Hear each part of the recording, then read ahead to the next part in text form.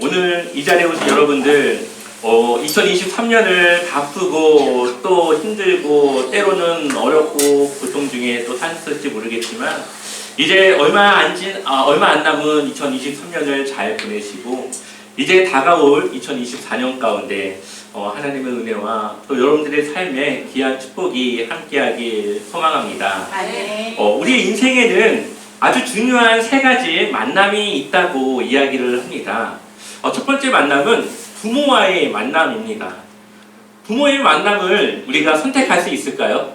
없죠. 우리는 그냥 부모에 의해서 태어났습니다. 그래서 어떤 아이는 좋은 가정에 태어나기도 하고 또 어떤 아이들은 아주 힘든 가정에 태어나기도 합니다.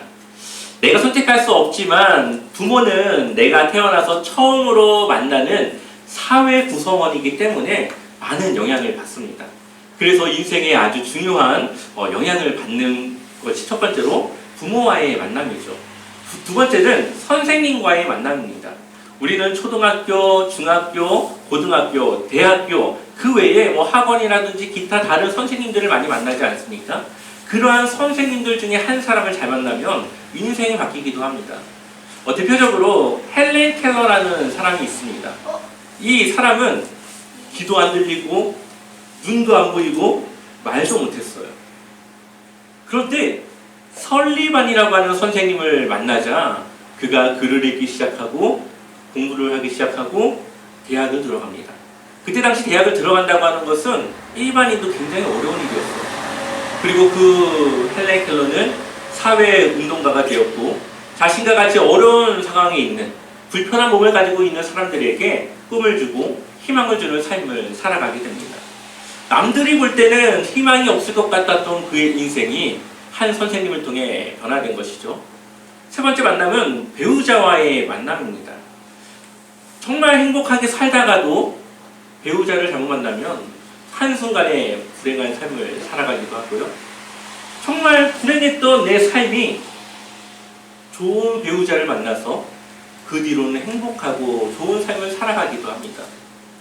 인생의 전환점이 있다면 아마 이 배우자를 만나는 것, 어떠한 배우자를 만나느냐에 따라서 그 인생이 변화되게 되겠죠. 하지만 제가 볼 때에 이 세 가지 만남도 아주 중요하지만 한 가지 더욱더 중요한 만남이 있습니다. 바로 예수님과의 만남이죠. 예수님은 하나님께서 우리에게 보내주신 최고의 선물이고 이 예수님을 만나는 것이 우리 인생의 최고의 만남이 될 수 있습니다. 성경에 많은 사람들이 나오고 예수님을 만났던 많은 사람들이 그 인생이 변화됐던 것을 보여주고 있습니다. 특별히 예수님과 함께 다녔던 제자들 중에서는 어부들도 있었고요. 세리도 있었습니다. 세리는 지금으로 말하면 세무소장 같은 사람이에요. 이스라엘이 로마의 속국, 우리나라가 일본의 속국이었던 것처럼 로마의 속국이었어요. 이 세리들은 이스라엘 사람들의 세금을 걷어서 로마에 갖다 주는 사람이에요. 그러니까 우리가 말하면 매국노와 같은 사람이죠. 그러니까 얼마나 동족들에게 이 손가락질 받고 욕을 듣겠습니까? 근데 그렇게 죄인보다도 못한 죄인이라고 취급받았던 세리가 예수님과의 만남 가운데 그의 인생이 변화되어지고 고기밖에 잡을 줄 알았던 이 어부들이 자신들의 인생의 가치가 달라지기 시작합니다. 예수님과의 만남은 우리의 인생의 가치를 변화시킵니다. 그래서 이 예수님과의 만남을 통해 우리는 제2의 삶을 살아갈 수 있는 것이죠. 오늘 여러분들의 삶 속에 오늘 이 시간을 통하여서 그러한 예수님과의 만남이 있기를 소원합니다. 예수님의 탄생은 역사를 바꿔놓았습니다. 역사는 뭘로 나눠지죠? BC와 AD로 나눠집니다. 물론 역사를 나누는 기준은 더 많은 기준들이 있지만 대부분의 사람들은 BC와 AD로 역사를 나눕니다. 그 기준이 뭔지 아십니까? 예수님이 태어나기 이전의 시대를 BC라고 그래요. Before Christ. 예수님이 오기 전. 그리고 예수님이 오신 이유를 AD라고 그래요. 안노, 도미니, 예수님의 해 이렇게 불립니다. 역사의 기준이 되는 것이 바로 예수님이에요. 역사는 예수님의 중요함을 이미 우리에게 보여주고 있고 역사는 그렇게 흘러가고 있습니다. 그런데 아주 놀라운 것이 있습니다.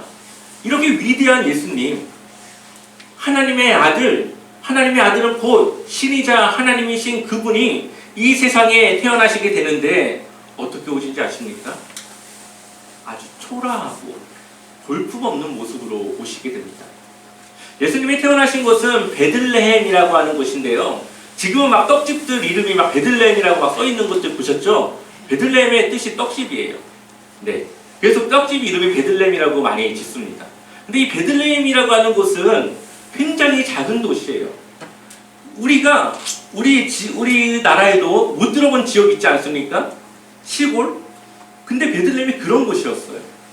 예수님의 부모들이 호적을 등록하기 위해서 이제 나사렛이라고 하는 동네에서 예루살렘으로 가는 길이었습니다.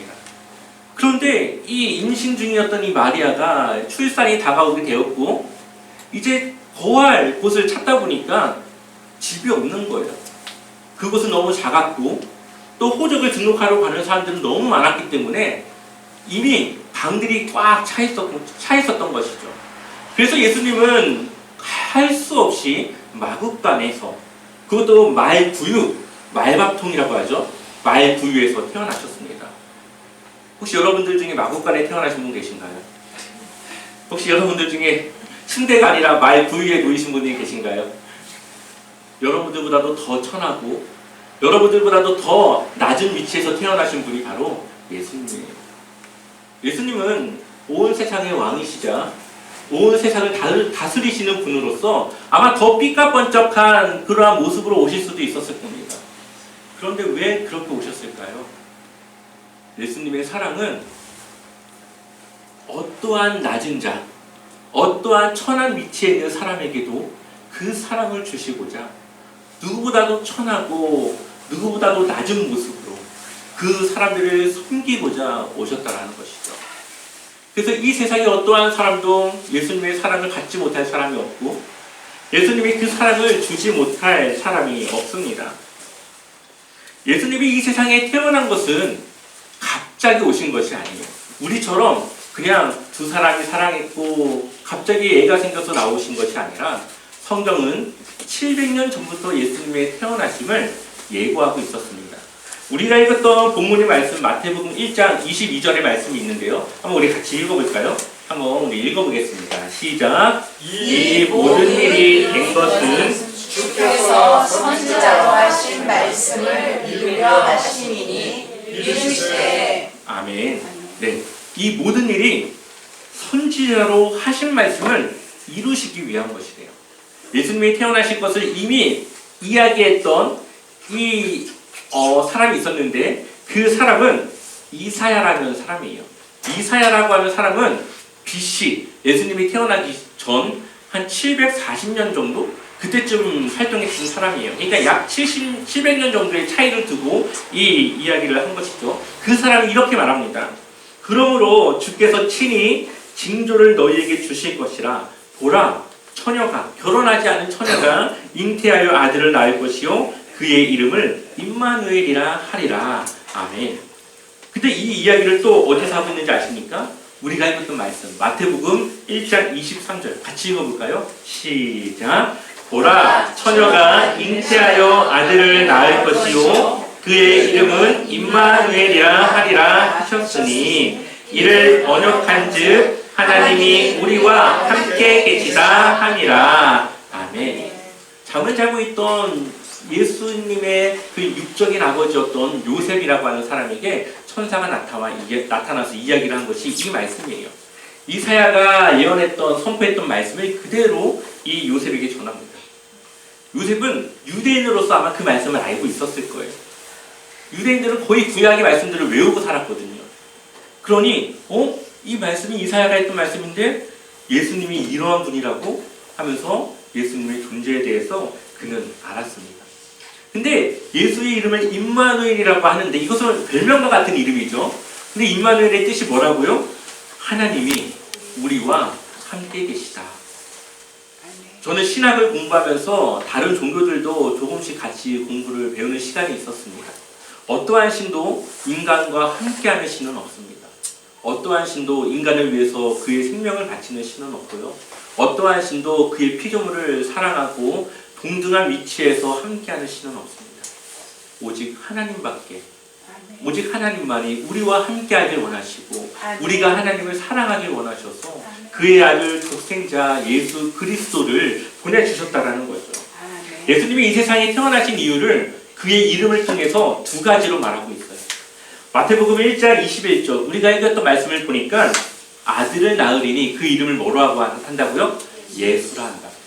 예수의 이름은 뜻을 보니까 자기 백성을 죄에서 뭐 한다고요? 구원할 때. 우리 스스로는 그 죄를 해결할 수 없으니까 예수님께서 그 죄를 해결하기 위해서 오셨다라는 거예요. 또한 우리가 두 번째는 함께 하시기 위해서 우리가 마태복음 1장 23절 방금 보았던 임마누엘의 하나님 우리와 함께 하기 위해서 이 땅에 오셨던 이 오신 이 하나님의 바로 예수님이라고 하는 겁니다. 근데 왜 예수님은 우리와 함께 하고 싶으실까요? 왜 하나님은 그 예수님이 우리와 함께 하길 원하셨을까요? 그것은 우리가 구원을 받고 그 구원을 지키기 위해서 우리를 도우시는 겁니다. 우리가 힘들 때는 위로자가 되어주시고 우리가 슬플 때는 감사의 것을 찾을 수 있게 하시고 우리가 정말 눈물을 흘려 어려움에 처할 때는 그것을 해결하실 수 있는 온 세상을 만드신 창조주 하나님이 우리와 함께 하신다는 거죠. 아멘. 얼마나 위대한 일입니까? 아멘. 하나님이 우리와 함께 하시면 우리에게는 못할 것이 없고 우리의 삶은 하나님이 책임져 주시게 되는 겁니다. 아멘. 그래서 하나님의 별명이 있어요. 하나님의 별명은 사랑입니다.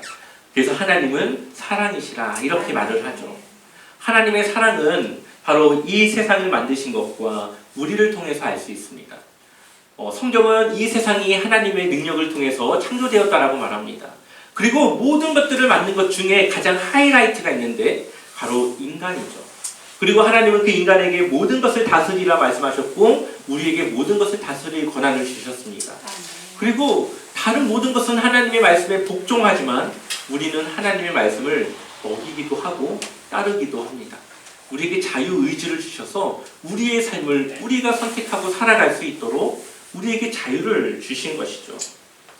우리에게 사랑을 보여주신 그 예수님을 우리가 믿을 때에 우리는 구원을 얻습니다. 구원은 우리의 삶이 두 가지가 바뀌는 거예요. 하나님과의 관계가 바뀌는 겁니다.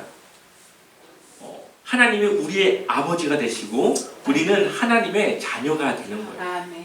이것은 굉장히 놀라운 변화를 우리에게 말하는 겁니다. 우리의 관계가 하나님이 우리 아버지가 되시고 우리가 자녀가 된다고 하는 것은 우리에게 아주 중요한 것이 상속되었다는 것을 이야기를 해요. 여기 보면은 집이 있죠. 이런 집에서 살아보면 얼마나 좋을까요? 네, 아마 이것보다 더 좋은 집들도 많이 있겠지만 저는 이 정도 집만 살아가도 너무 좋을 것 같아요. 근데 이 집이 만약에 저희 아버지의 집이라면 이 집은 누구의 것과 마찬가지죠? 제 것과 마찬가지죠. 제가 저희 아버지 집을 들어가는데 아버지 제가 들어가도 되겠습니까? 허락해 주십시오. 이렇게 안 들어가죠. 비밀번호 누르고 그냥 바로 들어가서 내 집처럼 사용하지 않습니까? 하나님과 우리의 관계가 아버지와 자녀의 관계가 되었다는 것은 하나님이 사시는 곳, 우리가 흔히 말하는 천국, 하나님의 나라가 우리의 것이 되었다는 것을 말하는 거예요. 하나님이 아버지가 되시니까 우리가 천국을 가는 것, 하나님 나라에 들어가는 것은 너무나 당연한 일이에요.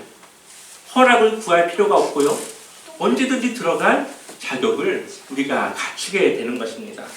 그래서 하나님이 우리의 아버지가 되시고 우리가 하나님의 자녀가 되는 것은 아주 놀라운 우리의 삶의 변화를 주는 것입니다. 이것은 하나님이 우리에게 주시는 아주 특별한 선물이라고 성경은 이야기하고 있습니다. 우리 한번 9절의 말씀만 같이 볼까요? 에베소서 2장 8절과 9절의 말씀을 같이 한번 우리 읽어보겠습니다. 함께 읽겠습니다. 여러분은 믿음을 통하여 은혜로 구원을 얻었습니다. 이것은 여러분에게서 난 것이 아니요 하나님의 선물입니다. 행위에서 난 것이 아닙니다. 그러므로 아무도 자랑할 수 없습니다. 아멘. 우리가 믿음으로 은혜로 구원을 받았다라고 말합니다. 은혜라고 하는 것은 자격이 없는데 그 자격을 주는 거예요. 우리는 죄가 있기 때문에 구원받을 수 없지만 그럼에도 불구하고 하나님은 우리에게 구원을 주셨고 우리는 그 구원을 통하여 삶을 살아갑니다.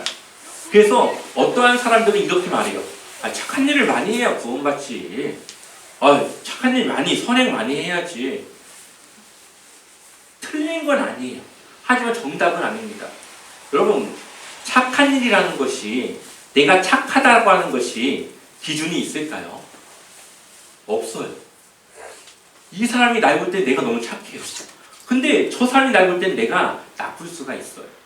상대적인 거죠. 절대적인 것이 아니라. 기준이 없기 때문에 이 착하다, 선하다, 이것은 구원의 기준이 될 수가 없습니다. 그래서 하나님은 우리에게 선물로 주셨습니다. 구원받고 싶은 사람 모두에게 그 구원을 선물로 주신 거예요. 그것을 우리는 은혜라고 말합니다. 이 구원이라고 하는 것은 우리가 대가를 치르더라도 사거나 받을 수가 없는 겁니다. 우리의 힘과 능력으로는 죄의 문제를 해결할 수 없고 그래서 구원을 받을 수가 없어요. 그러니 하나님은 그냥 선물로 주셨습니다. 이 자연의 이치를 보면 그래요. 우리에게 가장 필요한 것은 무엇일까요? 삶을 살아가는데 돈 있어도 없어도 살아갈 수 있죠. 보석 있어도 없어도 살아가고 있죠. 그런데 공기 없으면 살아갈 수 있을까요? 없습니다. 물 없으면 살아갈 수 있을까요? 없어요. 하나님은 그래서 물, 공기, 햇빛, 비, 바람, 이 자연의 모든 것, 그 모든 것은 누구나 사용할 수 있도록 주셨습니다. 그래서 어떠한 가난한 사람도 공기를 마시려고 돈을 필요로 하지 않아요. 어디 가나 우리는 공기를 숨을 쉴 수 있고, 물론 요즘은 상업적이어서 물도 사 마시는 시대가 되었지만 사실은 누구나 물을 마실 수가 있는 것이죠. 하나님은 우리에게 필요한 것은 모두 공짜로 주셨습니다. 마찬가지로 우리에게 구원이 필요하기 때문에 하나님은 그것을 공짜로 주셨어요. 대신 예수님께서 그 값을 대신 치르셨기 때문에 우리가 그 예수님을 믿으면 그 구원이 우리의 것이 될 수 있는 것이죠. 아멘. 그래서 성경은 아주 놀라운 하나님의 사랑 이야기로 가득 차 있습니다. 그래서 하나님은 사랑이라는 별명을 가지고 계신 것이죠. 마지막으로 이 크리스마스에 관련된 아름다운 이야기를 하나 하고 마치려고 합니다. 크리스마스가 되면 생각나는 이야기가 하나가 있습니다. 오 헨리라고 하는 이 작가가 쓴 내용인데요. 크리스마스의 선물이라고 하는 이 소설이 있습니다. 아마 들어보시면은 이거 나도 아는데 아마 하실 거예요. 이 짐이라고 하는 남편이 있었고 델라라고 하는 아내가 있었습니다. 이 두 사람은 너무나도 사랑했어요. 그런데 너무나도 집이 가난했습니다. 그래서 이 두 사람 다 이제 다가오는 크리스마스를 준비하기 위해서 각자 선물을 준비해야 되는데 이 아내가 자신이 그렇게 힘들게 모은 돈을 아무리 살펴봐도 남편을 위해 선물을 살 돈이 부족합니다. 그래서 이 델라라고 하는 이 여인은 자신의 아주 예쁘고 긴 머리를 팔아버려요. 그리고 그 머리를 판 돈으로 남편의 선물을 삽니다. 이 남편도 이 아내를 위해서 선물을 사고 싶은데 돈이 없는 거예요. 그래서 자신이 아끼던 이 시계를 팔아서 아내를 위한 예쁜 선물을 하나 사게 됩니다. 그리고 크리스마스가 되어서 이 둘은 각자 선물을 꺼냈는데 깜짝 놀라게 되죠. 이 남편은 이 아내의 머리가 너무 기니까 머리빗 세트를 샀는데 이제는 아내의 머리가 짧아져서 그 빗 세트를 쓸 수가 없게 되었어요. 이 아내는 남편의 나이든 시계줄을 새 걸로 갈아주려고 머리를 팔아서 시계줄을 샀는데 이제 더 이상 남편의 손목에는 시계가 없었습니다. 서로 선물을 준비했지만 그 선물은 더 이상 필요가 없어지게 되었어요. 하지만 그 두 사람은 너무나도 소중한 것을 나눴습니다. 바로 사랑이라는 것이죠. 자신의 아끼는 머리를 팔아 사랑하는 사람의 시계줄을 사고 자신의 아끼는 시계를 팔아 사랑하는 사람의 머리빗 세트를 사줬습니다. 이 이야기가 아름답고 감동을 우리에게 주는 이유는 무엇입니까? 바로 그러한 사랑이 있기 때문이죠. 부자가 시계줄 사주는 것은 너무 당연한데 자신의 것을 희생하고 헌신해서 상대방에게 선물을 주는 것은 아주 놀라운 감동이 있는 이야기입니다. 하나님이 우리에게 주신 사랑 또한 그래요. 하나님은 하나밖에 없는 아들 예수 그리스도를 이 세상에 태어나게 하셨고, 예수님은 자신의 생명을 우리를 구원하시기 위해서 십자가에서 기꺼이 내어주셨습니다. 이 사랑을 우리가 깨달았을 때에 그 안에 감동이 있고 그 사랑의 놀라움을 우리는 경험할 수 있게 됩니다. 오늘 이 시간 여러분 정말 잘 오셨습니다. 오늘 이 시간을 통하여서 예수님을 만날 수 있는 최고의 만남의 시간이 되어지고 그 예수님이 여러분의 삶에 최고의 선물이 되어지기를 소망합니다. 그래서 2023년을 잘 마무리하고 2024년 정말 여러분들의 삶에 놀라운 변화와 놀라운 축복이 함께 더하여지기를 주님의 이름으로 간절히 축원합니다.